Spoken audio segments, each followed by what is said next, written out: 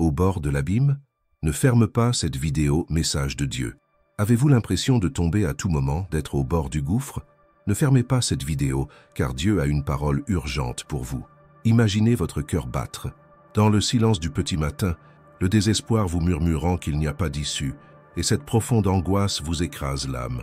Cette vidéo avec la phrase « Au bord du gouffre », ne fermez pas cette vidéo, n'est pas une coïncidence. C'est un appel direct à votre moi intérieur. Vous avez peut-être déjà essayé de chercher des réponses, mais le vide ne fait que grandir. Vous pensiez que c'était de la faiblesse, mais c'est précisément à ce moment précis que Dieu veut vous parler. Peu de gens le savent, mais il existe un secret ancien, gardé depuis des siècles, qui peut changer votre vie dès maintenant. Et cette révélation, cachée dans les promesses de Dieu, peut vous libérer du précipice émotionnel où vous vous trouvez. Respirez profondément. Fermez les yeux un instant et imaginez-vous marcher sur un rocher étroit, entouré par l'abîme mais malgré votre peur, avec Jésus à vos côtés, vous tenant la main. Sentez-vous votre cœur s'emballer? C'est le même sentiment que des millions de personnes ont éprouvé, et c'est pourquoi ce message s'adresse à vous. Ici, pas de tergiversation ni de paroles en l'air. Au bord de l'abîme, ne fermez pas cette vidéo. Et plus qu'un titre, c'est une promesse de transformation. Nous irons droit au but, sans introduction générale, car votre temps, votre douleur et votre vie sont précieux. Et ce qui suit est plus que de simples mots. C'est une invitation à une expérience réelle des promesses de Dieu. Mais avant de vous révéler ce grand message, je veux que vous compreniez. C'est l'introduction qui changera votre regard, car elle prépare votre cœur à accueillir ce que Jésus veut déclarer aujourd'hui. Vous n'êtes pas seul, et vous n'êtes pas responsable de ce sentiment. C'est précisément là, au bord de l'abîme, que la foi en Christ peut accomplir des miracles, apporter soulagement et espérance profonde. Préparez-vous, car ce qui suit porte l'essence même du titre, au bord de l'abîme, pour libérer votre cœur. Et si vous regardez ceci maintenant, sachez ceci, vous n'avez pas été abandonné. Ce message a été préparé pour vous, et la promesse que nous vous révélerons bientôt est si puissante qu'elle résonnera dans votre esprit longtemps après la fin du visionnage. Gardez les yeux fixés dessus, car Jésus a quelque chose de bouleversant à vous dire, quelque chose que peu de gens connaissent, mais qui peut changer votre destin à jamais. Restez avec moi jusqu'à la fin. La promesse arrive. Préparez votre cœur dès maintenant, car c'est ici que nous commençons à construire cette chaîne de foi. Si en ce moment votre esprit est touché, commentez maintenant avec une conviction profonde, par exemple « Je crois ». Déclarez avec foi que Jésus agira dans votre vie. Cet acte n'est pas un simple commentaire, c'est un témoignage spirituel qui libère de la puissance et fortifie d'autres cœurs. Si ce message touche votre cœur, cliquez sur « J'aime » comme un geste sacré d'évangélisation. Chaque « J'aime » permet à cette parole d'atteindre d'autres personnes qui sont elles aussi au bord du gouffre et qui ont besoin de cette délivrance. Et si vous ne faites pas encore partie de cette communauté, abonnez-vous à la chaîne, car vous y trouverez soutien, guérison et transformation. Vous n'êtes pas seul. Jésus vous a conduit à cette vidéo pour une raison. Jésus a révélé quelque chose de très important à propos de cette situation. Nous entrons dans un moment sacré, une rencontre spirituelle qui peut changer votre vie. Vous n'êtes pas ici par hasard. L'Esprit du Seigneur vous parle maintenant. Préparez-vous, car ce qui vient ensuite peut vous apporter un profond soulagement, un espoir renouvelé et une confiance inébranlable dans les promesses de Dieu. Et si vous avez déjà ressenti ce frisson dans la poitrine, si ce message a déjà touché vos émotions, restez avec moi et découvrez ce que Jésus veut accomplir dans votre cœur aujourd'hui. Vous êtes-vous déjà senti si fatigué que tout en vous implorait le repos? Pas seulement le repos physique, mais ce soulagement de l'âme qui semble ne jamais venir. Parfois, ce qui vous accable n'est pas extérieur, mais intérieur, lorsque, regardant autour de vous, tout semble s'écrouler et que la douleur s'installe comme une ombre constante. Vous vous réveillez avec l'impression de ne plus avoir la force. Le poids que vous portez devient insupportable. Et même lorsque vous essayez de le cacher, en souriant extérieurement, vous hurlez intérieurement « Je n'en peux plus ». Vous avez l'impression que le sol cède et que, au bord du gouffre, vous ne savez plus où courir. Ce sentiment de vide ne vous est pas propre. La Bible nous dit que même de grands hommes de Dieu l'ont éprouvé. Élie, un prophète qui accomplissait des miracles, qui affrontait des rois et de faux prophètes, atteignit un point si sombre dans sa vie qu'il demanda la mort. Il s'enfuit dans le désert et, épuisé, s'allongea sous un arbre. Il ne voulait plus vivre. Lui, qui avait vu le feu tomber du ciel, se sentait désormais vaincu intérieurement. Le même Élie qui affrontait seul la multitude dit alors « C'est assez, Seigneur, prends-moi la vie ». Imaginez, un homme utilisé par Dieu, fort aux yeux des autres, mais profondément brisé intérieurement, au bord du gouffre, sentant qu'il n'y avait aucune issue. Mais là, dans ce désert, dans cette solitude totale, Dieu s'est approché de lui. Il ne l'a pas réprimandé, il ne l'a pas accusé. Dieu a envoyé un ange, un messager céleste qui a doucement touché Élie et lui a dit « Lève-toi, mange ». Et la Bible dit « Il se coucha et s'endormit sous un genêt. Et voici, un ange le toucha et lui dit « Lève-toi, mange ». Qu'un roi 19:5. Cette scène puissante et silencieuse révèle une vérité que peu de gens comprennent. Dieu ne vous abandonne pas, même si vous vous abandonnez vous-même. Quand tout semble perdu, quand le découragement s'installe, le Seigneur vous apporte son soutien. Élie n'avait pas besoin d'explication à ce moment-là. Il avait besoin qu'on prenne soin de lui. Et c'est exactement ce que Dieu a fait. Il a nourri son corps et son âme. Il l'a relevé avec douceur. Et il lui a montré qu'il y avait encore un but, même lorsqu'il pensait la fin arriver. Combien de fois avez-vous ressenti cela? Combien de fois avez-vous eu envie de disparaître, d'arrêter de vous battre ou tout simplement de disparaître? Et peut-être que personne ne l'a remarqué, car de l'extérieur, vous voyez un guerrier, mais à l'intérieur, il y a une âme épuisée. Et le pire, c'est que dans ces moments-là, le silence semble assourdissant. La prière s'arrête, la Bible semble lointaine, et tout ce que vous ressentez, c'est cette douleur qui ne veut pas s'en aller, cette angoisse qui vous pousse au bord du gouffre. Mais Dieu vous voit maintenant, tout comme il a vu Élie étendu sous le genévrier. Et tout comme il a envoyé un ange dans ce désert, il utilise ce message comme une réponse à votre âme. Vous n'êtes pas seul, vous ne l'avez jamais été. Il existe un but plus grand, même si vous ne le voyez pas maintenant. Dieu tend la main à votre cœur, non pas avec des accusations, mais avec du réconfort. Il veut toucher votre âme épuisée et dire « Lève-toi et mange ». Il y a encore du chemin à parcourir, il y a encore une promesse à accomplir. Et peut-être pensez-vous « Mais je n'ai même pas la force de me relever ». Et Dieu vous répond « Je te soutiendrai ». Il est celui qui fortifie les faibles, qui donne de la force à ceux qui sont épuisés, qui renouvelle ceux qui sont au bord de l'abîme. Ce qui semble être la fin n'est peut-être que le début de quelque chose d'extraordinaire. Le désert d'Élie n'était pas la fin, c'était le lieu du renouveau, et il sera le vôtre aussi. Maintenant, fermez les yeux et imaginez cette scène. Vous êtes allongé, émotionnellement abattu, et Jésus s'approche, s'agenouille à côté de vous, pose sa main sur votre épaule et dit d'une voix douce « Je suis là ». C'est à ce moment-là que tout commence à changer, car sa présence transforme même le sol le plus sec en terre fertile. Et lorsqu'il est présent, l'âme fatiguée trouve le repos. Si ce message touche votre cœur, commentez maintenant « Je veux me lever, Seigneur ». Écrivez ceci avec foi. Prononcez-le comme un acte d'abandon. Ce commentaire n'est pas une simple phrase. C'est un cri de votre âme, un pas vers la guérison, vers la... C'est votre façon de dire « Je n'abandonnerai plus. Je choisis de faire confiance ». Mais ce n'est pas tout. Quelque chose d'encore plus puissant est sur le point d'être révélé. Il y a une autre histoire, une autre douleur et une vérité qui peut complètement libérer votre cœur. Les pires tempêtes ne sont pas celles que l'on voit dans le ciel, mais celles qui se forment en nous. Avez-vous déjà ressenti le poids du cœur face à quelque chose qui n'est pas encore arrivé? Vous êtes-vous déjà réveillé l'âme en alerte, comme si quelque chose allait mal tourner, sans même explication? L'anxiété du lendemain est une prison silencieuse. Elle nous prive de sommeil, de paix et même de foi. Elle nous pousse vers la peur, nous éloigne de la confiance et rend chaque pas incertain. Parfois, être au bord du gouffre n'a rien à voir avec la chute, mais avec la peur de franchir le pas suivant.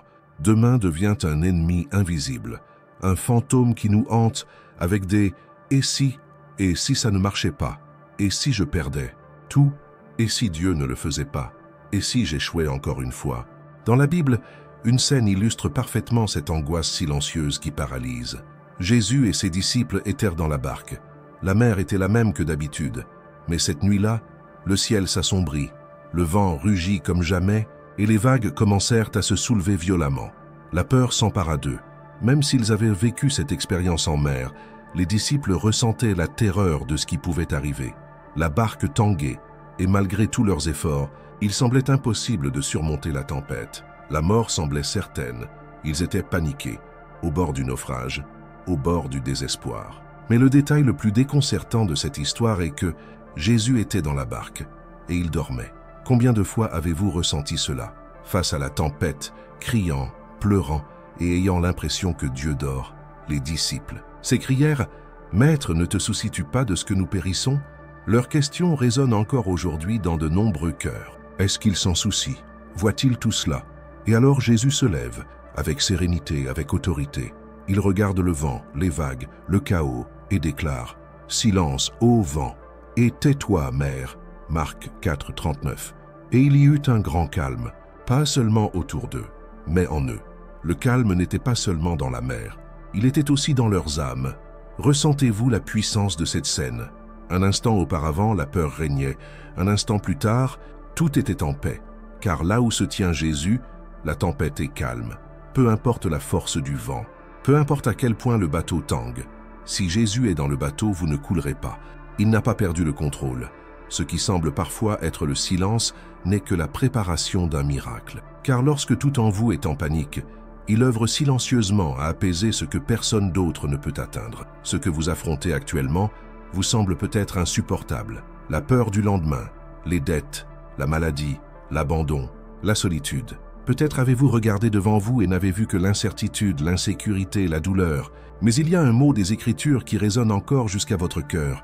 Soyez tranquille, non pas parce que tout va bien, mais parce que celui qui a toute puissance est avec vous. Il ne vous a pas abandonné en chemin. Il est dans la barque, il est dans votre cœur, il est dans cette vidéo. Il apaise en cet instant les eaux troubles de votre âme. Si cette parole vous parle, écrivez dans les commentaires « Jésus est dans ma barque ». Déclarez-le avec foi. Ce commentaire est un acte spirituel. C'est comme crier du plus profond de votre âme. « Je ne me noierai pas, je crois qu'il est avec moi ». Ce n'est pas un simple texte tapé à la machine. C'est le début de votre délivrance. Partagez cette phrase avec vérité. Ne laissez pas passer ce moment. Maintenant, c'est entre vous et lui. Croyez-vous vraiment que l'anxiété n'est qu'un manque de foi? Ou bien y a-t-il en vous une blessure plus profonde qui réclame une guérison? La réponse ne réside ni dans le temps, ni dans la force de l'esprit.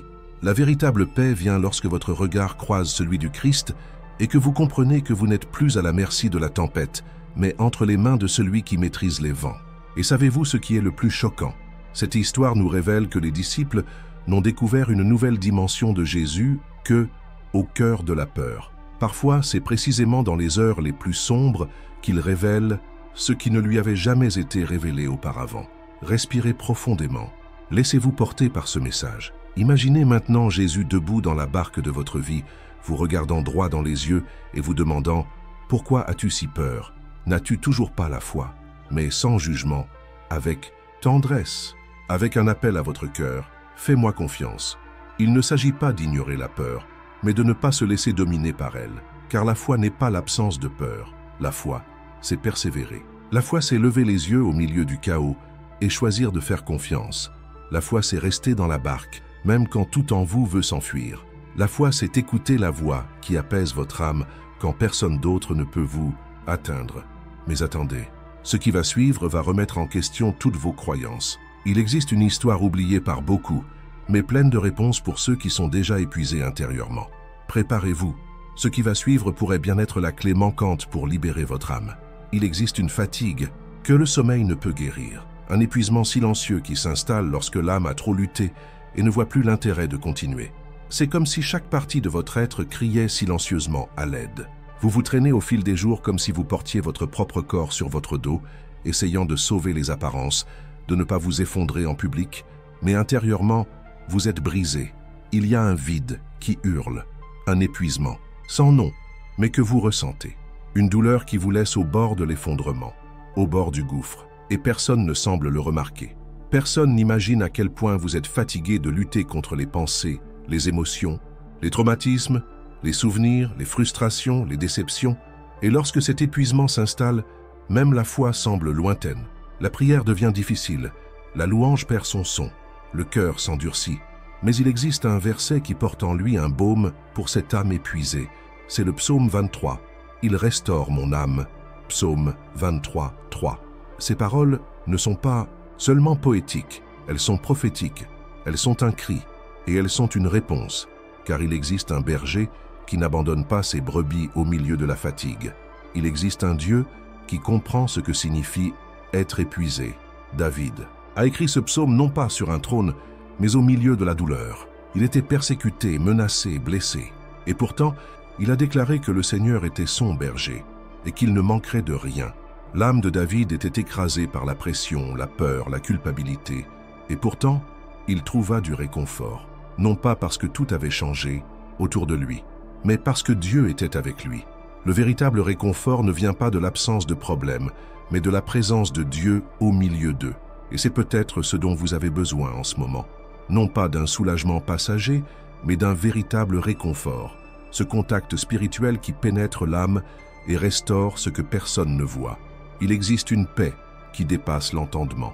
Et elle ne vient pas d'un changement extérieur. Elle vient d'une présence réelle, la présence du bon berger. Vous avez tout essayé, thérapie, distraction, conversation, silence, tentative de repartir à zéro. Pourtant, cette douleur persiste, cet épuisement demeure, car ce dont vous avez besoin n'est pas seulement de repos physique. Vous avez besoin d'une restauration spirituelle. Votre âme a soif, et c'est précisément pour cela que ce message vous parvient. Dieu vous appelle aux eaux paisibles, aux lieux secrets, où il peut prendre soin de vous sans se presser, où il n'exige rien de vous, vous accueille simplement, où il ne vous met pas la pression, vous accueille simplement. Tu n'es pas seul dans cette situation. Le monde t'a peut-être abandonné, mais le ciel veille. Le Seigneur est celui qui voit tes yeux rougis après des nuits blanches. Il entend le cri que tu ne peux exprimer, et il dit « Je suis ton berger, je te conduirai vers de verts pâturages, je restaurerai ton âme. » Même si tout est en ruine à l'extérieur, il peut tout reconstruire à l'intérieur. Même si personne ne remarque ton épuisement, il te connaît de fond en comble. Il n'ignore pas ta lassitude. Il se soucie de toi. Si ce message a touché votre cœur épuisé, écrivez dans les commentaires « Seigneur, restaure mon âme ». Proclamez-le avec foi, comme une requête profonde venant de la partie la plus blessée de votre être. Ce n'est pas une simple phrase écrite. C'est un cri, un appel spirituel, un signe adressé au ciel que vous êtes prêt à être restauré. N'ayez pas honte d'exposer votre douleur. Dieu honore ceux qui s'abandonnent vraiment. Vous êtes-vous déjà demandé pourquoi? Même lorsque vous faites tout bien, vous ressentez toujours un vide. Serait-ce parce que la véritable guérison ne réside pas dans les efforts humains, mais dans l'abandon total? Peut-être que l'erreur ne vient pas de ce à quoi vous faites face, mais de la façon dont vous avez essayé de la porter seul. Jésus ne vous a pas appelé à être fort en permanence. Il vous a appelé à lui faire confiance, à vous reposer en lui, à cesser d'essayer de vous sauver et à le laisser vous sauver. Fermez les yeux un instant. Respirez profondément. Imaginez-vous allongé dans un champ tranquille, le bruit de l'eau qui coule, le doux vent sur votre visage. Aucun fardeau, aucune obligation, juste vous et le berger. Il vous regarde avec amour et vous dit « Ici, vous pouvez vous reposer ». C'est la scène qu'il veut graver dans votre esprit aujourd'hui. Un nouveau départ, une profonde restauration, un temps de ressourcement. Et tout commence maintenant, si vous choisissez de faire confiance. Mais ce n'est pas tout. Il existe une histoire souvent négligée qui révèle une douleur profonde, que même Jésus a vécue et qui pourrait apporter la force dont votre cœur a besoin en ce moment. Préparez-vous, car ce qui vient ensuite vous ouvrira les yeux sur quelque chose qui pourrait transformer votre foi à jamais.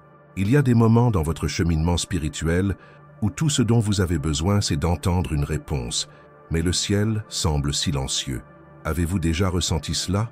Avez-vous déjà fléchi les genoux, pleuré, crié de toute votre âme, et pourtant, il semble que rien ne se passe? Votre cœur crie, mais il n'y a pas de réponse. Votre âme se brise, mais vous avez le sentiment que Dieu s'est éloigné. Et alors, vous commencez à vous demander, m'entend-il encore? Ma prière a-t-elle encore de la valeur? M'a-t-on oublié? Parfois, ce silence fait plus mal que le problème lui-même, car lorsque la douleur s'accompagne de silence, elle prend un poids presque insupportable, et beaucoup à ce moment-là se sentent au bord de l'effondrement, au bord du gouffre. Cette douleur de prier sans rien ressentir, Jésus aussi la connaissait.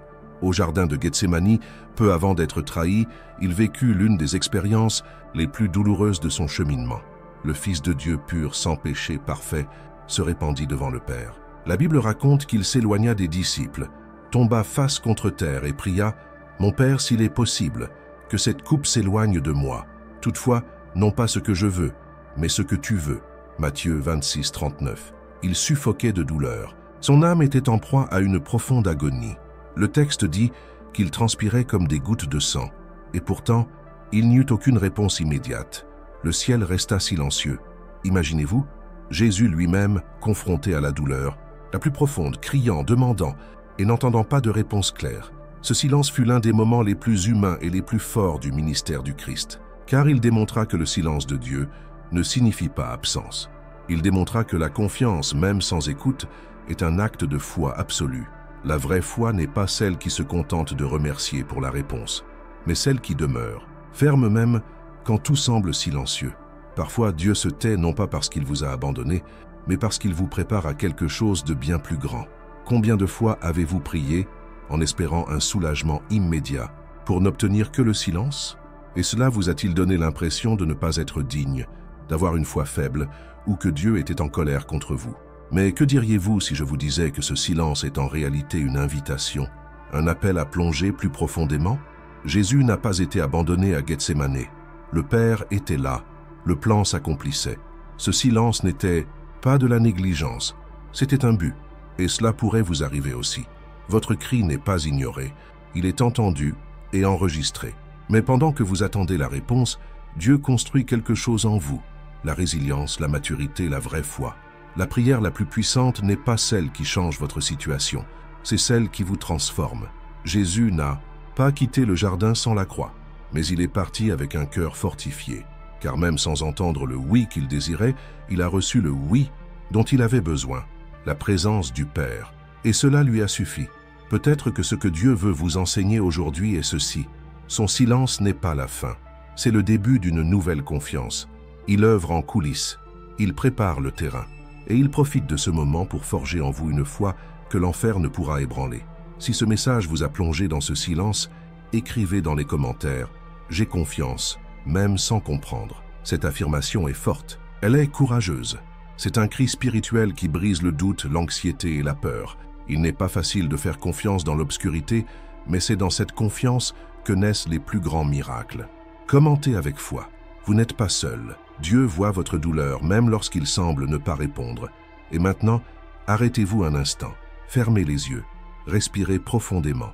Imaginez Jésus là, dans le jardin, tombé, seul, le visage contre terre, gémissant de douleur, mais se relevant avec obéissance. Cet instant est le vôtre. Même sans comprendre, même sans réponse, vous pouvez vous relever avec foi. La force de Dieu se manifeste dans votre abandon, dans votre silence, dans votre décision de rester, même sans écouter. Vous n'avez pas été oublié, vous êtes préparé, mais attendez, la suite pourrait être encore plus choquante. Un personnage a commis une erreur irréparable, sombré dans un profond sentiment de culpabilité, et pourtant Jésus l'a restauré d'une manière que peu de gens comprennent. Ce qui s'est passé ensuite était encore plus surprenant, et pourrait bien être la clé de sa délivrance. Certaines erreurs semblent si graves qu'on croit qu'il n'y a pas de retour en arrière, qu'il n'y a pas de pardon, que ce qu'on a fait a anéanti toute chance de réparation. Le poids de la culpabilité est l'un des fardeaux les plus silencieux et les plus cruels que l'on puisse porter. On peut se réveiller, travailler, parler, normalement, mais à l'intérieur, un film répète ce moment d'échec, un rappel constant de ce qu'on a dit, de ce qu'on n'a pas fait, de ce qu'on a abandonné, de ce qui a fait mal. Il y a des jours où tout semble calme à l'extérieur, mais à l'intérieur, un tremblement de terre de regret nous met au bord du gouffre émotionnel, où la honte tente de nous convaincre que Dieu ne nous utilisera plus, que notre vocation a été annulée, que nous avons perdu le droit de rêver de grandes choses. Et si je vous disais que Pierre lui-même a vécu cette culpabilité de ses propres yeux? Il a été choisi directement par Jésus, qui a marché à ses côtés, vu des miracles et été témoin du surnaturel. Pierre a déclaré avec audace: « Même si tous t'abandonnent, je ne t'abandonnerai jamais. » Ce même Pierre a renié Jésus, pas une fois, mais 3 fois. Et ce n'était pas n'importe quel reniement. C'était au moment le plus critique du cheminement du Christ. Alors que Jésus était humilié, arrêté, craché dessus et jugé, Pierre se tenait dehors et disait « Je ne connais pas cet homme. » Il a regardé quelqu'un dans les yeux et a menti. Il a renié. Il a trahi sa propre foi. Pouvez-vous imaginer la douleur profonde qui emplit le cœur de Pierre à ce moment-là? La Bible raconte qu'après le 3e chant du coq, Jésus le regarda. Il ne dit pas un mot, il le regarda simplement, et Pierre pleura amèrement. Ce n'était pas n'importe quelle larme, c'était celles qui viennent de l'âme. le désespoir de quelqu'un qui sait avoir fait du tort à celui qu'il aimait le plus. Pierre ressentit aussi la honte qui vous retient aujourd'hui, le sentiment de ne plus mériter d'être proche de Jésus, d'avoir perdu sa confiance, d'avoir tout gâché. Mais ce que peu de gens réalisent dans cette histoire, c'est ce qui se passa ensuite. Après la résurrection, Jésus apparaît à Pierre. Il ne l'accuse pas, il ne répète pas son erreur, il ne lui renvoie pas son échec au visage. Au contraire, il lui demande 3 fois « Pierre, m'aimes-tu » Et après chaque réponse, Jésus le restaure. « Paie mes brebis » Jean 21, 17. Jésus ne se contente pas de pardonner, il restaure le but, il réaffirme la mission, il rétablit l'appel. Pierre n'a pas été annulé à cause de son échec, il a été transformé grâce à l'amour qui l'a sauvé. Et c'est exactement ce que Dieu veut faire de vous maintenant. Il ne vous appelle pas par votre erreur, il vous appelle par votre nom. Et votre nom est toujours dans ses plans. Arrêtez d'écouter la voix qui vous dit que vous êtes allé trop loin. Arrêtez de nourrir l'idée que Dieu ne veut plus rien avoir à faire avec vous. C'est un mensonge. La grâce est plus grande que votre culpabilité. La croix est plus grande que votre erreur. Le sang versé est illimité. Il couvre les défauts, restaure les histoires et ravive les promesses.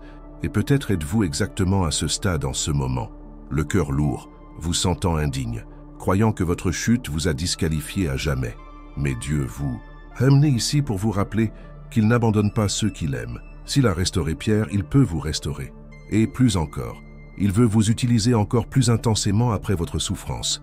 Si ce mot touche votre âme, écrivez dans les commentaires « Je reçois la restauration de Dieu ». Ne laissez pas cette semence vous échapper. Déclarez-la avec foi, même si vous ne parvenez toujours pas à vous pardonner. Car lorsque vous confessez, abandonnez-vous et déclarez « Le ciel s'ouvre ». Dieu n'attend pas la perfection, il attend la vérité. Votre repentance est le point de départ d'une nouvelle ère. Et votre témoignage pourrait être la réponse dont quelqu'un de votre entourage a besoin. La plus grande erreur que vous ayez jamais commise n'a peut-être pas été la chute, mais le fait de croire que c'était la fin. Ce qu'on vous a enseigné sur l'échec envers Dieu est peut-être incomplet. Un secret se cache dans cette histoire, et peu connaissent de cette vérité. Lorsque la culpabilité vous repousse, la grâce vous tend la main et vous ramène. Ce qui vient ensuite pourrait vous révéler le réconfort que votre âme recherchait depuis longtemps. Préparez-vous, car ce qui va vous être révélé pourrait toucher un endroit de votre cœur que vous croyiez mort. Certaines nuits semblent interminables. On s'allonge, on ferme les yeux, mais l'esprit ne s'arrête pas. Les pensées affluent comme un flot, annihilant toute tentative de repos. Les factures qui ne comptent pas, les conversations qui blessent, la peur de l'avenir, le poids des attentes. Tout cela se mêle à l'obscurité et forme un chaos silencieux en soi. L'oreiller devient le confident des larmes que personne ne voit. Et pendant que tout le monde dort, on se bat, non pas contre des ennemis extérieurs, mais contre l'anxiété qui nous vole le sommeil. Et le plus douloureux, c'est de sentir que même en priant, même en essayant de faire confiance, notre cœur reste agité. C'est comme vivre au bord de l'effondrement émotionnel, prisonnier d'un cycle où notre corps épuisé implore le repos, tandis que notre âme est toujours en guerre. David connaissait bien cet endroit. L'homme selon le cœur de Dieu, le guerrier qui vainquit des géants, le roi qui dirigea une nation connut lui aussi des nuits d'angoisse. Dans l'un des moments les plus intenses de sa vie, il écrivit « Je me coucherai et je dormirai en paix, car toi seul, ô Éternel, tu me fais habiter en sécurité. » Psaume 4, 8. Ces paroles ne furent pas prononcées dans le calme, mais au cœur de la persécution, alors que son propre fils Absalom l'avait trahi. Imaginez le cœur d'un père déchiré par la douleur du rejet. Imaginez quelqu'un qui avait confiance en sa position et qui se retrouve soudainement chassé de son propre palais. Et pourtant, dans ce lieu sombre et incertain, David trouve le repos. Comment? La réponse réside dans quelque chose que la plupart des gens ignorent. Un sommeil véritablement réparateur ne vient pas de l'absence de problème, mais de la présence de Dieu. Le repos intérieur ne vient pas lorsque tout est résolu, mais lorsque le cœur est ancré dans la confiance. Et voici la clé qui peut transformer vos nuits. La paix que vous recherchez, tant n'est pas un sentiment, c'est une promesse. Et cette promesse ne dépend pas de ce que vous ressentez, mais de qui est Dieu. Avez-vous tout essayé pour dormir paisiblement? Thé apaisant, méditation, silence, même distraction sur votre téléphone portable, mais rien ne semble fonctionner. Vous êtes-vous déjà demandé si ce qui vous manquait n'était pas une technique, mais l'abandon? Car le secret pour surmonter l'agitation de l'âme ne réside pas dans le contrôle de ses pensées, mais dans leur abandon. David n'a pas dit « je m'allonge et je dors parce que tout va bien. Il a dit, je m'allonge et je dors parce que tu me reposes. Sa sécurité ne résidait pas dans les circonstances, mais dans la certitude que Dieu était aux commandes, même lorsque tout semblait s'écrouler. Si ce mot vous a touché au plus profond de vous, commentez dès maintenant, Seigneur, je m'abandonne à ton repos. Cette phrase simple mais puissante peut être le début d'un changement spirituel dans votre vie. Écrivez-la comme un acte de foi. Ce n'est pas un simple commentaire, c'est une prière écrite devant les cieux. Que ce soit le moment où votre âme dit « J'en ai assez de lutter seul ». Beaucoup de gens croient que les nuits blanches sont normales, qu'elles font partie de la vie adulte, du stress, de la pression. Mais que diriez-vous si je vous disais qu'accepter ce phénomène comme naturel vous éloigne de la promesse de repos? Que Jésus vous offre, il existe une paix qui dépasse toute compréhension. Une paix qui protège le cœur et l'esprit, même au cœur du chaos, et elle est disponible dès maintenant. Jésus ne veut pas seulement vous donner des conseils, il veut s'étendre avec vous, occuper vos pensées, faire taire les voix qui hurlent dans votre esprit. Sa présence est le seul remède sans effet secondaire et qui agit profondément sur l'âme. Vous n'avez plus besoin de vivre au bord de l'épuisement. Vous n'avez plus besoin de rester au bord de l'épuisement émotionnel en attendant un changement extérieur. Le changement commence de l'intérieur et il commence lorsque vous choisissez de faire plus confiance que vous ne comprenez. David a choisi de faire confiance et c'est pourquoi même trahi, persécuté et humilié, il a pu déclarer « Je repose en paix ». Telle est l'autorité de quelqu'un blessé mais abandonné. Fatigué mais couvert par la grâce. Peut-être avez-vous besoin d'entendre cela clairement. Le sommeil que Dieu vous promet n'est pas seulement biologique, il est spirituel. C'est un repos qui imprègne votre esprit et transforme votre expérience du lendemain. Alors que le monde dit « Vous devez tout gérer », Jésus dit « Venez à moi, vous tous qui peinez et qui êtes chargés, et je vous donnerai du repos. » Voilà la véritable source de la paix. Elle ne vient pas d'un lieu, mais d'une personne. Et cette personne est avec vous en ce moment. Même. Et voici qu'il y a quelque chose d'encore plus surprenant. Nombre de vos pensées nocturnes ne sont pas seulement le résultat du stress. Ce sont des combats spirituels, car les ténèbres tentent de vous murmurer des mensonges quand personne d'autre n'est là.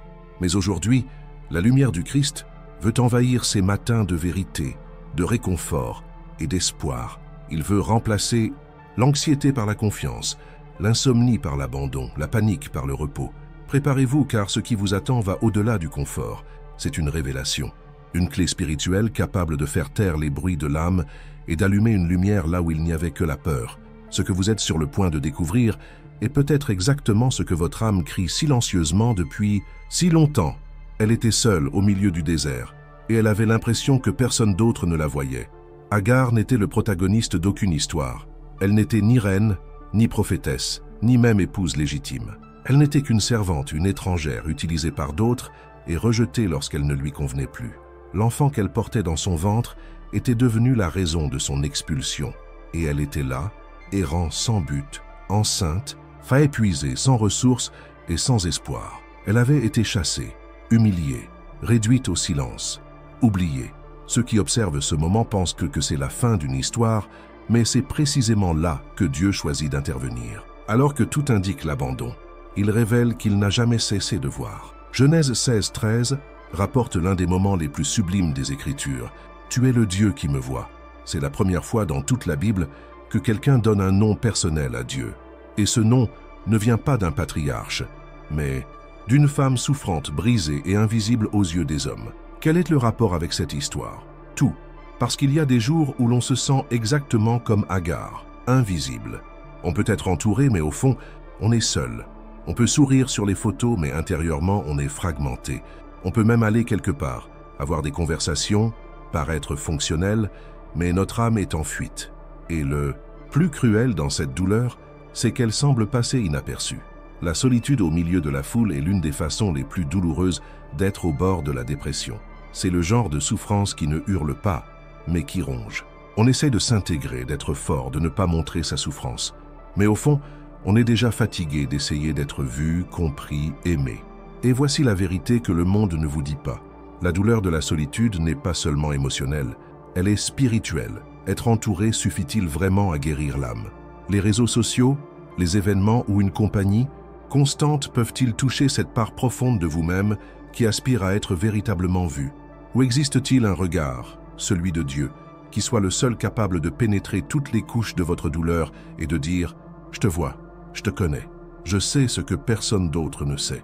Agar a découvert cela non pas quand tout allait bien, mais quand tout semblait perdu. Elle n'était pas dans un temple, elle ne jeûnait pas, elle ne cherchait pas de révélation, elle fuyait simplement. Et pourtant, Dieu l'a trouvée. Cela signifie que vous n'avez pas besoin d'être spirituellement fort pour être atteint. Dieu voit votre chambre noire, il voit vos silences, il voit votre lutte pour ne pas vous effondrer. Il a vu vos larmes quand personne d'autre n'était là. Il connaît le poids que vous portez, même lorsque vous faites semblant que tout va bien. Et aujourd'hui, à travers ce message, il vous atteint exactement comme il a atteint Agar, au milieu du désert, dans votre fragilité, au moment où vous pensiez que personne d'autre ne s'en souciait. Si ce mot vous touche particulièrement, écrivez dans les commentaires « Seigneur, merci de m'avoir vu ». Nommez votre douleur, comme Agar a nommé la présence de Dieu. Ce commentaire n'est pas un simple geste, c'est une réponse spirituelle, un cri de foi qui peut briser les chaînes émotionnelles qui vous ont emprisonné.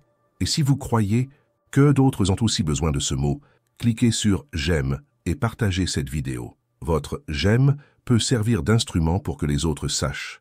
Ils ne sont pas seuls. Vous pouvez être le canal de Dieu pour toucher des vies au bord du désespoir. Beaucoup pensent que Dieu ne peut les entendre que lorsqu'ils sont dans un état émotionnel positif, lorsqu'ils sont forts, lorsqu'ils font tout bien, lorsque leur foi est grande.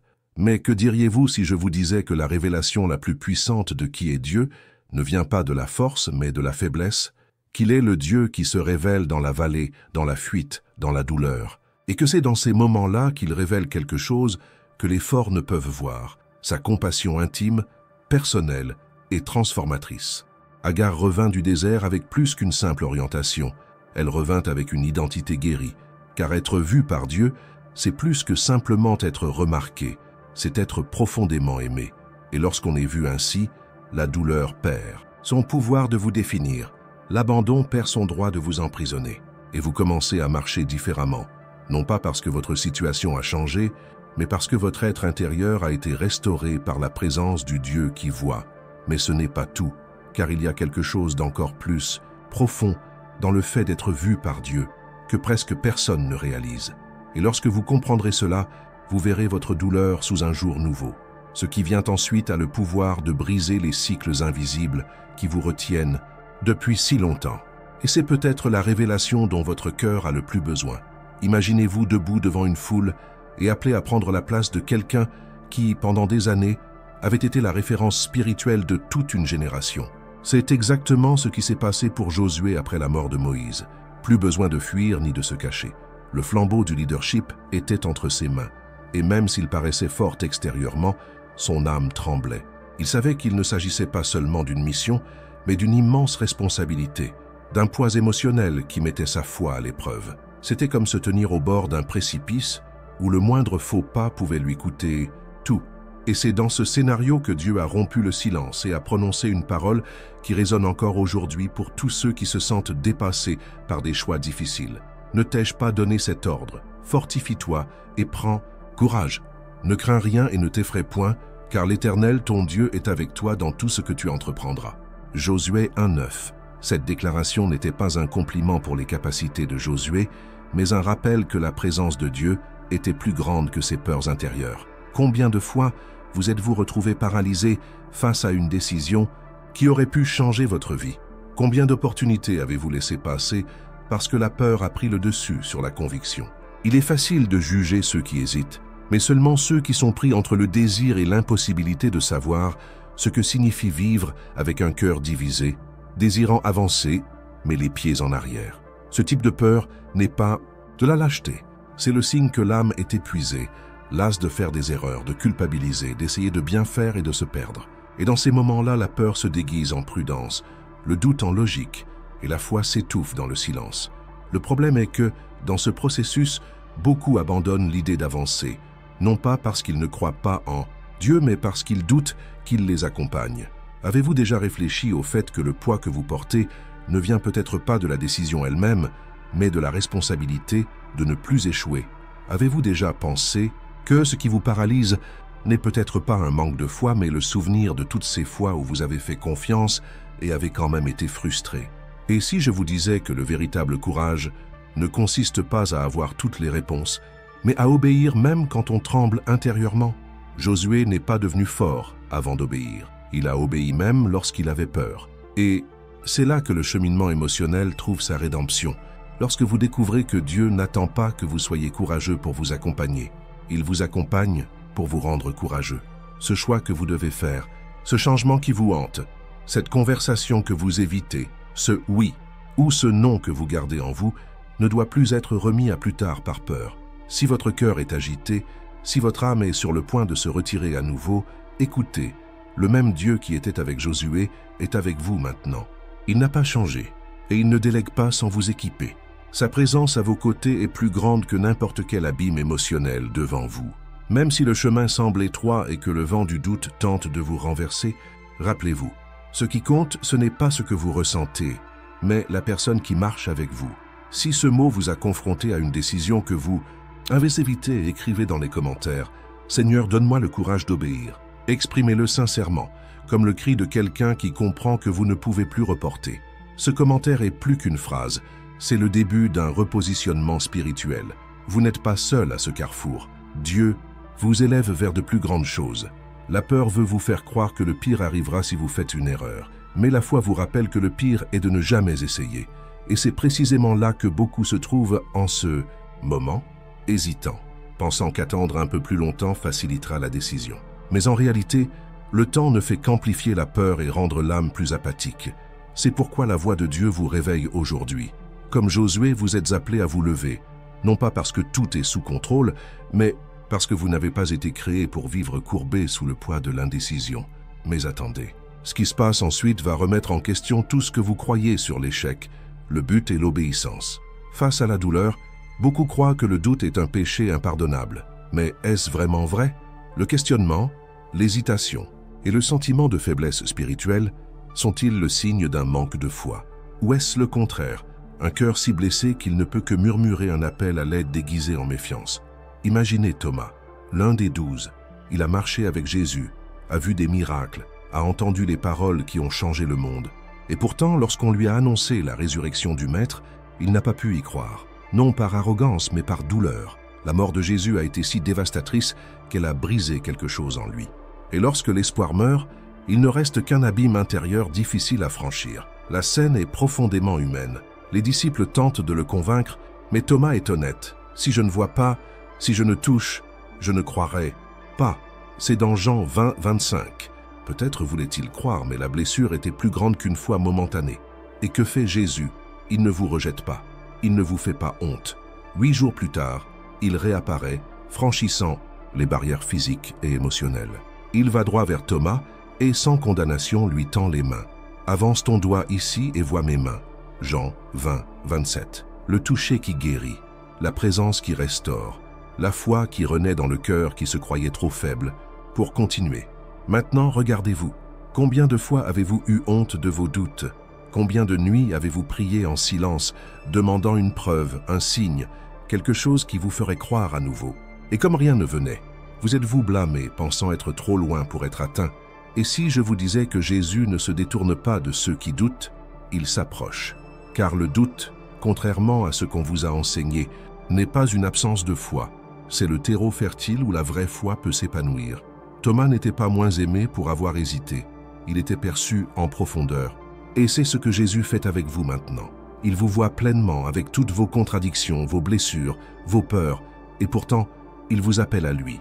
Si vous vous êtes déjà senti comme Thomas, écrivez dans les commentaires « Jésus, montre-moi que tu es toujours avec moi ». Ce commentaire n'est pas de la faiblesse, mais du courage. Il s'agit de déclarer que même si vous ne voyez pas tout clairement, vous choisissez quand même de crier. Et cela a du pouvoir, car Dieu honore les cœurs sincères, même lorsqu'ils vacillent face à l'incertitude. Ce qui fait le plus mal n'est pas l'absence de réponse, mais la peur d'être seul dans ce silence. Et c'est précisément là qu'intervient Jésus. Il n'exige aucune preuve de sa fidélité. Il est la fidélité même qui se manifeste au cœur de votre confusion. Vous ne le voyez peut-être pas maintenant. Vous êtes peut-être au bord de l'effondrement spirituel, pensant avoir déjà tout perdu. Mais si vous êtes encore là à écouter ceci, c'est qu'il vous cherche toujours au cœur de votre incrédulité. Et cela change tout. Et voici la partie la plus étonnante de cette histoire.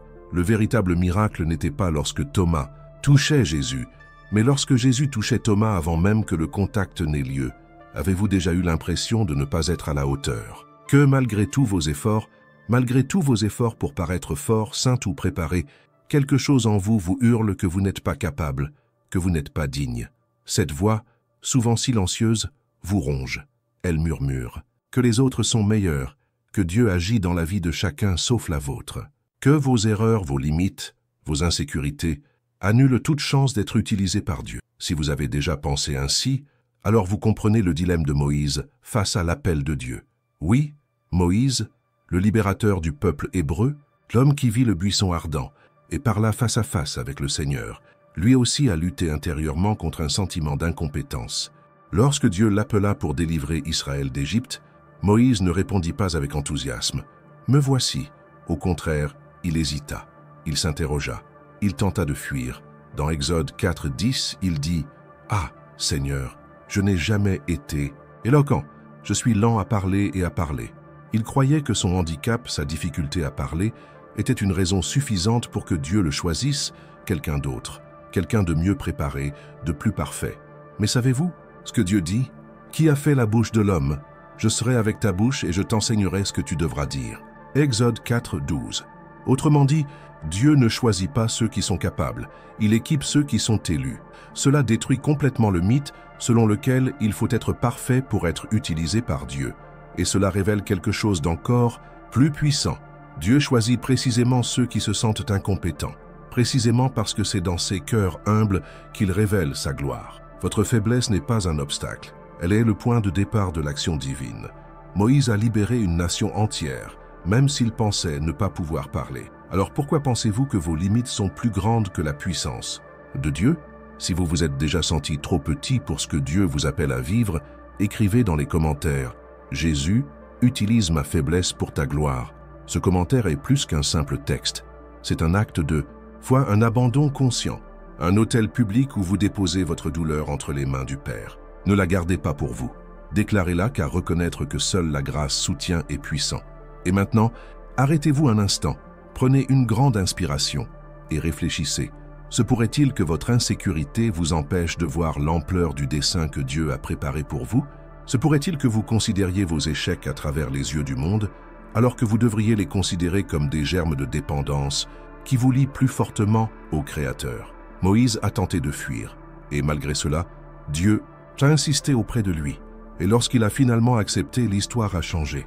Non seulement la sienne, mais celle de milliers d'autres. Voilà ce qui arrive quand quelqu'un, même se sentant au bord de l'échec, décide de faire confiance à Dieu qui transforme la faiblesse en instrument. Mais ce n'est pas tout. Il existe une douleur silencieuse que beaucoup portent en eux et dont presque personne n'en parle. Et lorsqu'elle s'installe, même la foi semble faible. Préparez-vous, car ce qui suit pourrait révéler quelque chose dont vous n'aviez jamais conscience. Et cela pourrait complètement libérer votre perception de vous-même. Vous êtes-vous déjà senti comme un échec, malgré tous vos efforts? Comme si tout ce que vous entrepreniez ne suffisait pas? Comme si vous étiez pris dans un cycle d'échecs sans fin? Peut-être vivez-vous ce moment en ce moment même, entouré de pression, de comparaison et d'attentes qui vous brisent. Le cœur, la peur de l'échec devient un ennemi invisible mais présent. Elle paralyse vos pas, détruit votre courage et étouffe vos rêves. Le sentiment d'être au bord de l'insurmontable vous consume l'âme. Et le plus douloureux, c'est de croire que pour cette raison, Dieu ne peut plus rien faire avec vous. Et si je vous disais que Dieu a toujours eu l'habitude de choisir l'improbable, qu'il trouve des guerriers là où le monde ne voit que faiblesse, Gédéon en est la preuve vivante. Dans Juge 6, nous trouvons cet homme caché, battant le blé au pressoir, effrayé par les Madianites. Il ne se préparait pas à la bataille, il s'en cachait. Il se considérait comme le dernier d'une famille, issu d'une tribu des plus insignifiantes, un parfait inconnu aux yeux du monde. Mais Dieu ne le voyait pas ainsi. Et lorsque l'ange du Seigneur apparut, ses paroles furent directes. « L'Éternel est avec toi, vaillant guerrier. » Juge 6:12. Homme courageux. Comment peut-on être courageux en se cachant? Parce que Dieu ne parle pas en fonction de ce que vous ressentez, mais il déclare en fonction de ce qu'il a placé en vous. Gédéon n'était pas courageux à ce moment-là, mais le courage était déjà en lui, latent, étouffé par la peur. Dieu n'avait qu'à l'activer. Et c'est ce qu'il essaie de faire avec vous en ce moment. Vous vous sentez peut-être brisé, discrédité, impuissant. Mais cela ne change rien au fait qu'un appel est sur votre vie. Et cet appel ne dépend pas de vos performances, mais de la promesse de Dieu. Si ce message vous a interpellé, écrivez dans les commentaires « Seigneur, réveille le guerrier qui sommeille en moi ». Ce commentaire n'est pas une simple requête, c'est une confession spirituelle. C'est votre esprit qui dit au ciel « Je suis toujours là, même si j'ai peur, je veux être utilisé ». En déclarant cela, vous permettez à la vérité de Dieu de résonner plus fort que les mensonges de l'échec. Et si ce mot vous a touché, cliquez sur « J'aime » maintenant. Votre « J'aime » est un acte prophétique qui peut briser les barrières. Et partagez cette vidéo avec quelqu'un qui se sent également vaincu. C'est peut-être exactement ce dont il a besoin pour reprendre confiance. Vous n'êtes pas ce que dit la peur. Vous êtes ce que Dieu a déjà déclaré. Mais ce n'est pas tout, car il y a une énorme différence entre le silence de Dieu et son absence. Et ce qui vient ensuite remettra en question tout ce que vous pensiez, des moments où le ciel semble insensible. Préparez-vous, car cette prochaine révélation pourrait complètement changer votre façon de gérer le silence qui vous blesse tant. Avez-vous déjà eu l'impression de parler au mur lorsque vous priez, comme si vos paroles montaient au plafond et revenaient vides, comme si Dieu était silencieux? Ce genre de douleur est profonde, et contrairement à d'autres blessures, elle ne saigne pas à l'extérieur, elle ravage à l'intérieur. Quand vous vous sentez au bord de l'effondrement émotionnel, quand tout autour de vous s'effondre, le silence du ciel vous paraît cruel. Comment pouvez-vous continuer à faire confiance à un Dieu qui ne vous entend pas? C'est la question que beaucoup de gens portent en silence, et peut-être la même que vous avez peur de vous avouer, même à vous-même. Mais le silence de Dieu signifie-t-il vraiment absence? Ou y a-t-il quelque chose de caché dans ce silence qui peut changer votre histoire à jamais? La réponse se trouve dans le parcours d'un homme qui a tout perdu, Job. Il était droit, craignant Dieu, mais il a tout de même perdu ses enfants, sa santé, sa stabilité, et pendant longtemps, il a aussi perdu le son de la voix de Dieu. Au milieu des cendres, il a crié, posé des questions, se tordu de douleur, essayant de comprendre pourquoi il souffrait tant. Pendant 41 chapitres entiers, Dieu n'a pas parlé. C'était un silence qui crie, un silence qui met à l'épreuve, un silence qui brise, mais aussi qui reconstruit. Et puis au chapitre 42, la voix de Dieu parle enfin. Et Job dit quelque chose de profond. « Je te connaissais autrefois par ouï-dire, mais maintenant mon œil te voit. » Job 42, 5. Remarquez, ce silence n'était pas un signe d'abandon. C'était une préparation à un nouveau niveau de révélation. C'est peut-être pour cela que vous êtes ici. Peut-être que l'absence de réponse n'est pas une punition, mais une invitation. Une invitation à une foi qui ne dépend ni de l'émotion, ni de la sensation, mais de la conviction. Une foi qui demeure même quand on n'entend rien. Une foi qui ne se nourrit pas de réponses, mais de promesses. Une foi qui grandit dans l'invisible, mûrit dans l'obscurité, et s'épanouit au moment précis choisi par Dieu. Si cela vous a profondément touché, écrivez dans les commentaires ci-dessous « Seigneur, apprends-moi à faire confiance même en silence ». N'ayez pas peur de rendre ce cri public. Votre déclaration peut être le cri de foi qui transforme le silence en renouveau. Le ciel entend même le plus timide murmure de votre âme, et ce commentaire en est la preuve vivante. Et si vous pensez avoir tout vu, sachez qu'il existe une douleur qui traverse les générations et donne à beaucoup le sentiment que la vie a perdu son sens. Mais ce que Jésus fait face à cette douleur vous surprendra et vous réconfortera d'une manière indescriptible. Ce qui arrive maintenant pourrait bien être le réconfort que votre âme attendait depuis si longtemps.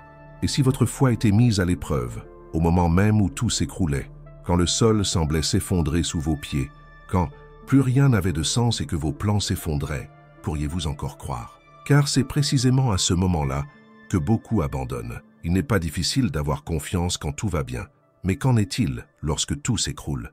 Qu'en est-il lorsqu'on gravit la montagne le cœur brisé sans savoir ce qu'on trouvera au sommet? C'est ce qui s'est passé pour Abraham. Il a attendu des années la promesse, et lorsqu'il a finalement eu son fils, Dieu l'a appelé à accomplir l'impensable, sacrifier Isaac. Imaginez la scène. Abraham, devenu un vieil homme, marchait aux côtés du fils qu'il aimait tant, transportant du bois, gravissant une montagne, et entendait le garçon demander « Père, où est l'agneau pour le sacrifice ?» Et la réponse d'Abraham traverse les siècles et vous parvient aujourd'hui. Dieu pourvoira. Genèse 22, 8. Il ne savait pas ce qui allait arriver. Il n'avait aucune garantie, mais il avait la foi. et cette foi l'a soutenu dans les moments les plus sombres de son voyage. Pouvez-vous dire « Dieu pourvoira » même lorsque tout semble hors de contrôle? Pouvez-vous encore croire qu'un plan plus grand se trame derrière votre souffrance, même lorsqu'il n'y a pas de réponse et que la douleur est déchirante? C'est le genre de foi qui transforme, la foi qui ne dépend pas de signes, mais de l'obéissance, qui n'exige pas d'explication, mais qui s'abandonne. C'est cette foi qui soutient ceux qui sont au bord du gouffre, sur le point de tomber, mais qui choisissent quand même de faire confiance. Il y a des moments dans la vie où Dieu permet que tout soit ébranlé, non pas pour détruire, mais pour révéler l'inébranlable. Et la foi d'Abraham nous montre que même lorsque tout semble s'écrouler, il y a un Dieu qui a déjà préparé la provision. Sur la montagne, quand Abraham lève le couteau pour sacrifier Isaac, Dieu intervient. Un ange l'appelle. Et là, saisi par les cornes, se trouve l'agneau. La provision est arrivée à la dernière seconde. N'est-ce pas là une révélation profonde? Dieu n'est pas en retard. Il ne faillit pas. Il met notre foi à l'épreuve, mais il ne nous abandonne jamais. Peut-être qu'aujourd'hui, votre Mont Moria est un diagnostic, une perte, une dette, une séparation, une peur. Vous l'avez gravi en larmes, ressentant le poids du sacrifice sans comprendre pourquoi. Mais sachez ceci, la providence de Dieu est déjà au sommet de la montagne. Il vous suffit de continuer à marcher, même sans comprendre, même avec la poitrine serrée, même en silence. Car la vraie foi n'est pas l'absence de peur. C'est le choix de faire confiance même dans la peur. Si cette parole vous interpelle, déclarez dès maintenant dans les commentaires. Même sans comprendre, j'ai confiance. Écrivez ceci avec foi, avec courage, comme une décision spirituelle de continuer à croire, même dans l'obscurité. Cette déclaration publique est puissante. Elle brise le cycle du doute et de la confusion et ouvre une nouvelle période de confiance en Dieu dans votre vie. Et si je vous disais qu'il existe des gens qui ont une foi immense, mais qui vivent néanmoins prisonniers de la peur, et que cette peur a plus de pouvoir que n'importe quelle tempête extérieure, ce que Jésus a fait face à cela vous laissera sans voix.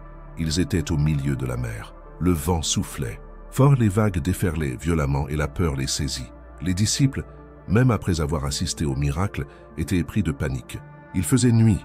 L'obscurité rendait le danger encore plus grand et la barque semblait trop petite face à la fureur des eaux. Mais au milieu de ce chaos, quelque chose se produisit. Jésus s'approcha, marchant sur la mer. Oui, marchant. Sur ce qui semblait impossible, sur ce qui symbolisait la mort, la peur, la noyade. Et quand les disciples pensèrent qu'il s'agissait d'un fantôme, Jésus dit « C'est moi. N'ayez pas peur. » Matthieu 14, 27. Ce n'est pas qu'une histoire, c'est le reflet de ce que vous vivez peut-être en ce moment. Votre vie est peut-être exactement comme ça. Une mer agitée, des nuits noires, la peur au ventre, l'esprit qui s'emballe, le sentiment d'être sur le point de couler. Et la peur, oh la peur hurle, elle paralyse, vous prive de sommeil, déforme la réalité, affaiblit la foi. Elle vous fait douter même des promesses auxquelles vous avez cru de toutes vos forces. Elle vous dit que vous allez couler, qu'il n'y a pas d'issue, que vous êtes seul. Mais êtes-vous vraiment seul? La peur hurle fort, mais Jésus murmure plus fort encore, car il ne se contente pas de parler. Il s'approche, il surplombe ce qui vous menace. Il s'avance là où vous pensez, sombrez. Il est la preuve vivante que, même lorsque tout semble s'effondrer en vous et à l'extérieur, il demeure souverain. Il n'est pas effrayé par les vagues. Il ne se détourne pas de vos crises. Il vient à vous. Il voit quand vous êtes au bord du gouffre émotionnel et dit avec autorité « C'est moi, n'ayez pas peur ». Mais voici une chose que peu de gens réalisent. La peur ne devient puissante que lorsque nous oublions qui est avec nous. Le manque de foi n'est pas toujours de l'incrédulité. Souvent, c'est simplement de la fatigue. Et c'est pourquoi Jésus ne réprimande pas les disciples avec colère. Il les appelle avec compassion. Il leur tend la main. Lorsque Pierre décide de marcher sur l'eau et commence à couler, Jésus n'attend pas qu'il coule complètement pour agir. Il le rattrape, immédiatement. Comprenez-vous ce que cela signifie? Dieu n'attend pas que vous vous effondriez pour agir. Il est attentif à votre premier pas de foi, même s'il est chancelant, même si vous criez de peur au milieu de la marche. Il entend, il aide, il vous tend la main. Si cette parole a touché votre cœur, commentez maintenant « Jésus, je choisis de faire confiance même quand j'ai peur ». Déclarez cela comme un acte de foi, même lorsque vous tremblez, même lorsque vous manquez de force. Votre commentaire pourrait être le pont dont un autre cœur a besoin pour ne pas abandonner. Ne le gardez pas pour vous. Témoignez publiquement que Même face aux vagues, vous choisissez de faire confiance à Jésus. Et si ce qui vous empêchait d'avancer n'était pas seulement la peur, mais le passé qui vous hante, car il existe une histoire qui révèle la puissance de la grâce là où beaucoup ne voient que condamnation, et ce que Jésus a fait là peut vous libérer dès maintenant. Elle s'approcha, mais n'osa pas toucher. La honte était un fardeau si lourd que son âme se traînait depuis des années. Chaque regard de la société était un jugement. À chaque pas, elle entendait les échos du passé hurler. « Tu n'en es pas digne ». La Samaritaine portait plus qu'un passé de rejet. Elle était perçue comme impure, moralement défaillante, socialement jetable. Elle avait tenté de combler ce vide par des relations, des promesses humaines, par une quête désespérée d'acceptation. Mais le vide ne faisait que grandir. Jusqu'au jour où, à midi, alors que personne d'autre n'osait être là, elle croisa un homme qui ne détourna pas le regard, ne la jugea pas, ne l'évita pas. Jésus était assis près du puits, l'attendant. Imaginez l'impact de cette rencontre. Marquée par ses erreurs, s'attendant à davantage de rejet, elle entend de lui quelque chose qui change tout. Mais celui qui boira de l'eau que je lui donnerai n'aura plus jamais soif. Jean 4, 14. Ce n'est pas une simple invitation, c'est une déclaration d'amour à quelqu'un qui croit qu'il n'est plus possible d'être pardonné. Combien de fois avez-vous ressenti cela? Comme quelqu'un qui porte le passé comme une condamnation? Comme si la honte était une empreinte éternelle qui vous empêche d'être libre? La vérité, c'est que beaucoup de gens ne comprennent pas le poids de vivre avec des cicatrices invisibles. Le jugement des autres est douloureux, mais le jugement de soi est cruel. La honte peut devenir une prison émotionnelle qui emprisonne à votre identité. Pire encore, elle déforme votre vision de Dieu. Vous commencez à penser que vous n'êtes pas digne de sa présence, que vous ne pouvez pas prier, que vous n'avez plus aucune valeur. Mais est-ce vrai ou est-ce un mensonge auquel vous avez cru si longtemps qu'il semble désormais réalité? Jésus n'a pas fui la Samaritaine. Il n'a pas pointé du doigt ses erreurs pour la condamner, mais pour la libérer. Il a exposé le passé non pas à la honte, mais à la guérison. Et il fait de même avec vous. Là où la honte hurle, Jésus murmure sa miséricorde. Là où le monde condamne, il accueille avec amour. Jésus n'évite pas les marginaux.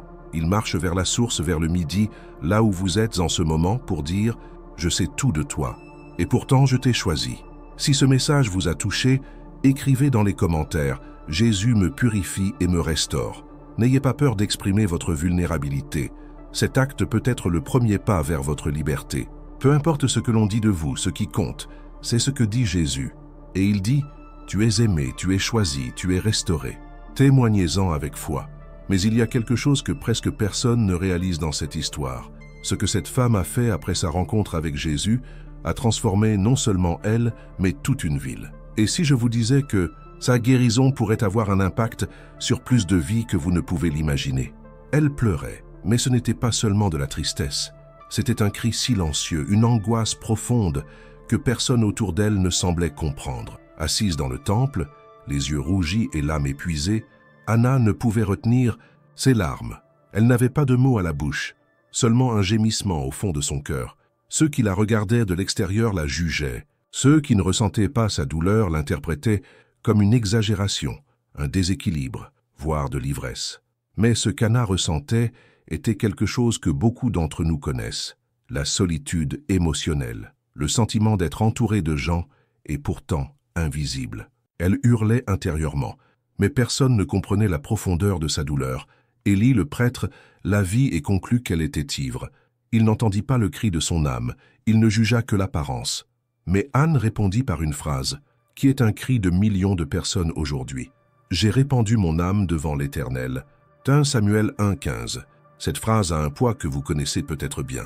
Combien de fois avez-vous pleuré intérieurement sans que personne ne s'en aperçoive? Combien de fois avez-vous été incompris par ceux qui devraient vous soutenir? Votre douleur est-elle vraiment exagérée?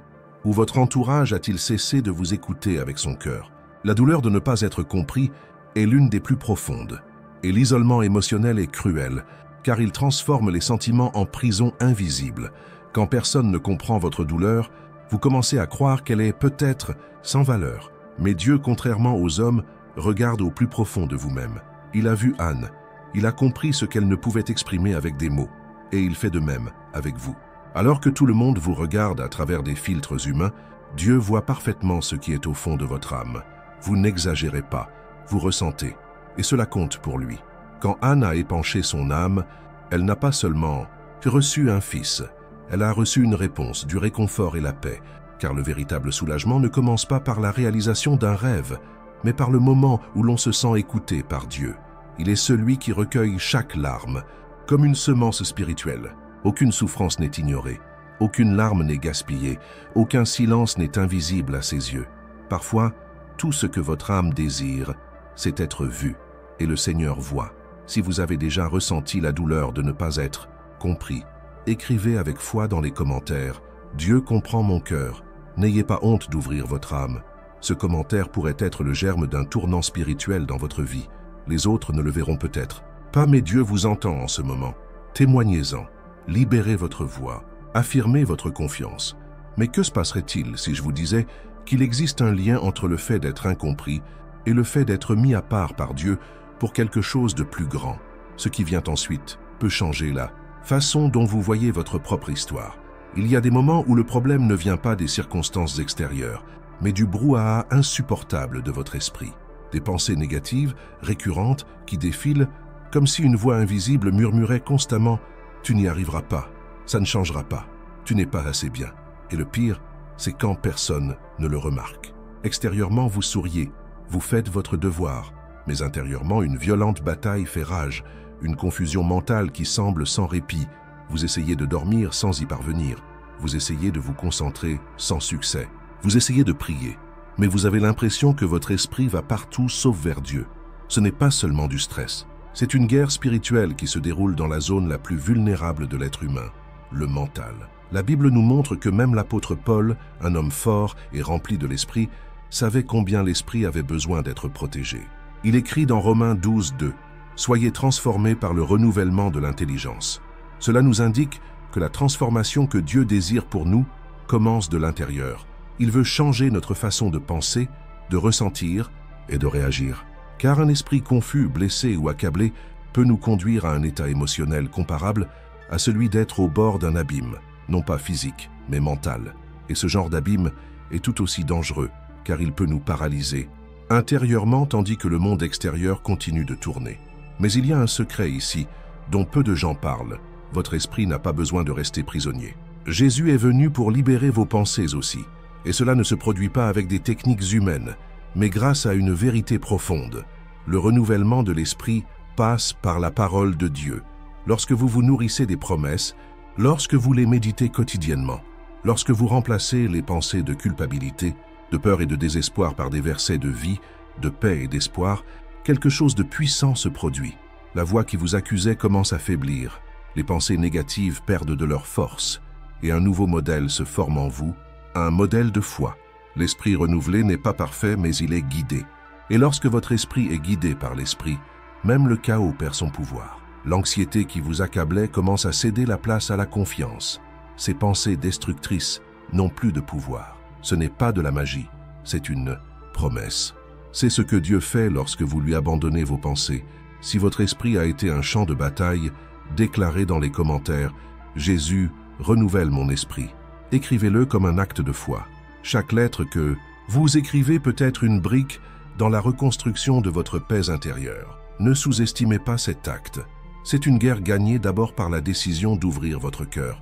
Soyez témoin du début de ce retournement de situation. Mais attendez, que se passe-t-il lorsque votre cœur se lasse d'attendre et commence à croire que Dieu vous a oublié? La suite pourrait vous surprendre profondément. David, l'homme selon le cœur de Dieu, n'était pas épargné par un profond sentiment d'abandon. Il y avait des moments où, regardant autour de lui, tout semblait s'écrouler. Des ennemis l'encerclaient, ses propres pensées l'accusaient, et même ses proches se détournèrent de lui. Mais ce qui le blessait le plus, ce n'était pas la persécution des autres, mais le terrible sentiment que Dieu lui-même s'était tu. Dans le psaume 13:1, David s'écrie le cœur brisé. « Jusques à quand, ô Éternel, m'oublieras-tu à jamais? Jusques à quand me cacheras-tu ta face ?» Cette question résonne encore aujourd'hui, à travers les siècles, car peut-être êtes-vous dans cette situation en ce moment même, persuadé d'avoir été oublié. Le silence de Dieu est l'une des expériences les plus déconcertantes. C'est là où il n'y a pas de réponse, que la peur commence à murmurer des mensonges. Tu n'es plus aimé. Dieu est fatigué de t'attendre. Il n'y a plus de but. Et lorsque ces pensées prennent le dessus, c'est comme se tenir au bord d'un gouffre émotionnel où tout semble sur le point de s'écrouler. L'absence de signes nous amène à nous demander si nous sommes toujours sur le chemin. Mais voici une vérité puissante. Le silence de Dieu n'est pas un signe d'absence. Souvent, c'est une préparation. David, même s'il se sentait oublié, n'a pas cessé de prier. Il a continué à crier, à chercher, à ouvrir son cœur. Et c'est ce qui le distingue. Il n'a pas laissé le silence le séparer de Dieu. Il a utilisé le silence comme un pont vers un cri plus profond. Car c'est précisément là, quand tout semble silencieux, que la foi s'affine. Non pas la foi qui repose sur des miracles visibles, mais la foi qui se fonde sur la promesse que Dieu est fidèle, même lorsqu'il ne semble pas agir. Combien de fois avez-vous eu l'impression de prier le vent, de lire la Bible, mais rien n'avait de sens, d'être entouré de gens, mais votre cœur criait « Jusqu'à quand, Seigneur ?» Si vous avez déjà ressenti cela, sachez que vous n'êtes pas seul. Des milliers de personnes sont confrontées à ce même genre de combat intérieur. Et il y a un secret que peu de gens révèlent. Dieu œuvre en silence. Il construit, prépare, repositionne. Il fait jaillir l'espoir sur la terre ferme. Et quand le moment est venu, jusqu'à quand, se transforme en « Merci, Seigneur, de ne jamais m'avoir abandonné, même quand je pensais que tu l'avais fait. » La vraie foi est mise à l'épreuve dans ces vallées. C'est dans ces moments de silence que Dieu nous enseigne à faire davantage confiance à la voix de l'Esprit qu'à nos sens humains. Et peut-être est-il temps pour vous de cesser de courir après les signes et de rester ferme dans ce qu'il a déjà promis. Il ne vous a pas oublié. Il connaît chaque larme, chaque prière prononcée au petit matin, chaque pensée confuse. Et même lorsque vous vous croyez loin, il est plus proche que jamais. Si ce mot a résonné en vous au milieu de ce silence, écrivez dans les commentaires « Seigneur, je sais que tu ne m'as pas oublié ». Ce commentaire est plus qu'une simple phrase, c'est une déclaration spirituelle que votre foi surmontera cette épreuve. Écrivez avec courage. Et si vous pensez que quelqu'un a besoin d'entendre cela, qui est au bord du désespoir, cliquez sur « J'aime » comme un acte de foi et partagez cette vidéo. Puisse votre action apporter la lumière à ceux qui se croient invisibles aux yeux de Dieu. Mais que se passe-t-il lorsque la foi se mêle à la culpabilité? Et si le plus grand fardeau n'était pas l'abandon, mais la honte d'avoir cessé de croire? Ce que vous allez entendre pourrait bien changer radicalement votre vision de ce que Dieu attend réellement de vous. Il y avait un père désespéré. Son fils était possédé par un esprit malin qui le jetait à terre, le faisait baver, grincer des dents et perdre le contrôle de son corps. Il avait tout essayé. Il avait amené le garçon aux disciples. Il avait prié, il avait supplié, mais rien ne changeait. Puis il se retrouva devant Jésus, et les paroles qui sortirent de sa bouche n'étaient pas celles d'une foi inébranlable, mais celles d'un cœur las entre espoir et déception. « Si tu peux quelque chose, aie compassion de nous, et viens à notre secours. » Et Jésus répondit avec fermeté et amour, « Si tu peux, tout est possible à celui qui croit. » Et c'est alors que l'homme exprima le cri le plus sincère de son âme, « Je crois, au secours de mon incrédulité. » Marc 9, 24. Cette phrase résume l'angoisse de quelqu'un qui a cru un jour, mais qui s'est retrouvé perdu dans la déception. Combien de fois avez-vous ressenti cela? Vous vous sentez coupable de ne plus croire comme avant. Vous essayez de garder votre foi vivante, mais vous avez l'impression qu'elle s'affaiblit un peu plus chaque jour. Vous voyez peut-être des gens autour de vous pleins de foi, prophétisant, priant avec ferveur, et vous vous sentez petit, imparfait, déconnecté. Et le pire, c'est qu'en plus de la douleur vient le poids de vous culpabiliser de ressentir cela, comme si Dieu s'était détourné parce que vous n'étiez pas assez bon. Mais il y a quelque chose de profond dans ce passage qui mérite d'être révélé. Jésus n'a pas rejeté ce père à cause de sa foi faible. Il n'a pas dit « Reviens quand tu croiras vraiment ». Il a écouté, accueilli et accompli le miracle. Cela brise un mythe religieux dangereux. Il faut être spirituellement fort pour que Dieu agisse. Seuls ceux qui ont une foi parfaite méritent une réponse. Mais Jésus n'a jamais dit cela. Il s'intéressait toujours davantage au cœur brisé qu'au discours spirituel. À ce moment-là, Jésus n'exigeait pas une foi sans faille. Il répondait au cri le plus sincère que l'on puisse lancer. « Aide-moi ». Parfois, le plus grand acte de foi consiste à admettre sa faiblesse, car Dieu ne méprise pas un cœur sincère, même rempli de doutes. Cette histoire montre qu'il est possible d'être au bord de la foi et d'être néanmoins atteint par un miracle. Il est possible d'être au bord de l'abandon, de l'épuisement émotionnel et de vivre, malgré tout, une rencontre avec le surnaturel. L'amour de Dieu ne repose pas sur votre capacité à croire parfaitement, mais sur sa fidélité inébranlable. Il se penche vers ceux qui reconnaissent leur faiblesse. Car lorsque vous dites Aidez-moi dans mon incrédulité. Vous dites, en larmes, que même lorsque vous tombez, vous le cherchez toujours. Si cette parole s'adressait directement à l'endroit où votre foi semblait morte, dites-la maintenant avec courage. Jésus, aide-moi à croire à nouveau. Ne cachez pas votre douleur. Déclarez publiquement votre besoin, non pas comme un échec spirituel, mais comme un véritable abandon au Seigneur. Dieu honore les cœurs qui s'ouvrent à la vérité. Et maintenant, après tout ce que vous avez entendu jusqu'ici, un choix s'offre à vous. Continuez à porter cette culpabilité silencieuse. Ou laissez Jésus vous tenir la main même dans vos doutes, car il n'exige pas la perfection de vous. Il vous veut simplement, exactement tel que vous êtes. Au bord du gouffre, certes, mais prêt à être secouru par celui qui n'a jamais cessé de vous aimer. Si vous êtes arrivé jusqu'ici, ce n'est pas par hasard. Chaque histoire, chaque mot, chaque larme qui a pu couler de vos yeux tout au long de ce message, tout cela était un élan céleste dans votre cœur. Vous avez été touché parce qu'il y a quelque chose en vous qui n'a pas encore abandonné, malgré toute la douleur, tout le poids, toutes les luttes silencieuses que personne ne voit. Peut-être vous sentez-vous brisé intérieurement, effrayé, incertain, pensant que votre foi ne suffit pas ou que Dieu vous a oublié. Mais maintenant vous savez, il n'est jamais parti. Même lorsque vous avez douté, même lorsque vous avez pensé à abandonner, il est resté. Et aujourd'hui, il vous a amené ici à cet instant précis pour vous dire « Fils, fille, je suis avec toi et je te restaurerai ». Toutes ces histoires entendues aujourd'hui n'étaient pas de simples témoignages du passé. Elles nous rappelaient que le même Dieu qui a agi à travers Élie, David, Anne, Abraham et tant d'autres agit encore à travers vous. Aujourd'hui encore, il agit, guérit, soutient, élève et transforme. Quelle que soit la profondeur du gouffre émotionnel dans lequel vous vous trouvez, Dieu est expert pour sauver les cœurs au bord du gouffre. Et si vous écoutez ceci maintenant, c'est qu'il vous appelle à revenir à lui, à un nouveau départ, à un nouveau voyage, où la culpabilité ne vous paralyse pas, la peur ne vous domine pas, et la douleur ne vous définit plus. Et maintenant, respirez profondément. Oui, respirez et ressentez, car le temps est venu de sceller tout ce que nous avons entendu par la prière. Une prière de délivrance, une prière de réconciliation, une prière pour que tout ce qui vous a retenu jusqu'à présent commence à être brisé dans le monde spirituel. Vous n'entendrez pas seulement cette prière, vous la prierez avec moi. Fermez les yeux maintenant, si vous le pouvez. Placez votre main sur votre cœur et parlez avec foi, même si elle est faible. Car Dieu ne méprise pas les prières sincères. Seigneur, en cet instant, nous nous abandonnons à toi. Et aujourd'hui, après tout ce que nous avons entendu, nous reconnaissons que nous avons plus que jamais besoin de toi. Père, pardonne-nous pour les moments où nous avons laissé la douleur nous éloigner, où nous avons laissé la peur parler plus fort que la foi.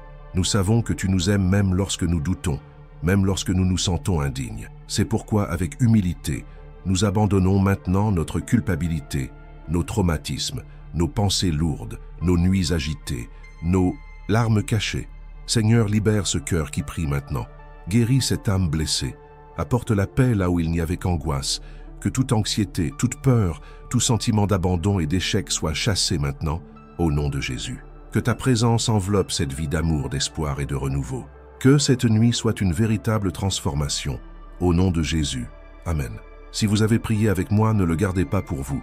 Partagez cette vidéo avec quelqu'un que vous connaissez qui traverse une période difficile. Quelqu'un qui est silencieux mais qui crie intérieurement. Soyez un instrument de Dieu pour toucher d'autres vies. Et si vous n'êtes pas encore abonné à cette chaîne, abonnez-vous dès maintenant. Chaque nouvelle vidéo est un prolongement de ce cheminement. Et ensemble, nous bâtissons une communauté de foi, de guérison et de délivrance. Si ce message a touché votre cœur, cliquez sur « J'aime » comme un acte de foi, comme un signe au ciel que vous dites « Seigneur, je reçois cette parole ». Et ce qui suit est encore plus fort. La vidéo qui apparaît sur votre écran est la suite de ce voyage. Ne terminez pas cette vidéo sans avoir regardé la suivante, car ce que vous y découvrirez pourrait bien être la pièce manquante de votre miracle. Ce pourrait être exactement ce dont votre cœur avait besoin pour franchir une nouvelle étape avec Dieu. Si ce message vous a fait pleurer, ce qui vous attend ensuite pourrait être le souffle de vie que votre âme réclame tant. N'ignorez pas cet appel, cliquez et continuez. Si vous êtes arrivé jusqu'ici, écrivez dans les commentaires « Je suis arrivé au bout ». C'est plus qu'un simple commentaire. C'est la preuve que la douleur n'a pas gagné, que vous êtes resté jusqu'au bout, qu'il y a encore de l'espoir en vous. Partagez ce message. Ne retenez pas ce qui a guéri votre âme.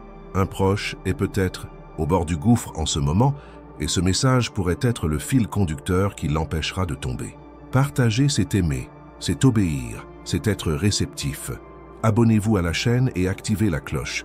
Rejoignez cette famille qui grandit avec détermination, qui marche aux côtés de ceux qui sont tombés et qui n'abandonne jamais. Votre abonnement n'est pas un simple clic, c'est une graine de foi plantée dans le bon sol. Invoque-moi et je te répondrai. Je t'annoncerai de grandes choses, des choses cachées que tu ne connais pas. Jérémie 33:3. Cette promesse est pour vous, et le prochain mot qui touchera votre cœur est à portée de clic.